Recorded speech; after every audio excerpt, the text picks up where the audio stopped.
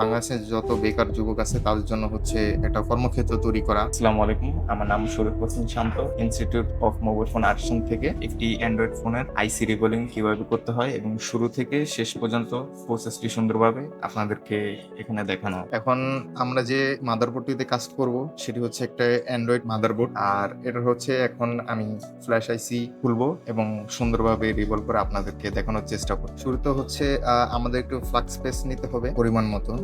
Flux স্পেসটা হচ্ছে দিলে আপনার কুলারিংটা সুন্দরভাবে খুলে এবং আইসির ড্যামেজ হয়। হট এয়ার গানের টেম্পারেচার হচ্ছে 350 আর এয়ার 30-এ রাখলেই হবে। তারপর আস্তে আস্তে আশেপাশে ঘুরে ঘুরে আইসির আশেপাশে হিট দিতে হবে। আমার ছোটকাল থেকে ইচ্ছে ছিল যে এই সেক্টরেই কাজ করার জন্য বা এই সেক্টরে আমার ক্যারিয়ার গঠন করার জন্য। সো আমার গার্জিয়ানের সাথে কথা বলে আমি হচ্ছে মোবাইল ফোন আর্টিসানের সন্ধান পাই। কোর্স কমপ্লিট করার পর হচ্ছে বাংলাদেশে থেকেই কিছু করা। বাংলাদেশের যত বেকার যুবক আছে তাদের জন্য হচ্ছে একটা কর্মক্ষেত্র তৈরি করা, এই সেক্টরটাকে আরো উন্নতি আরো শক্তিশালী করা।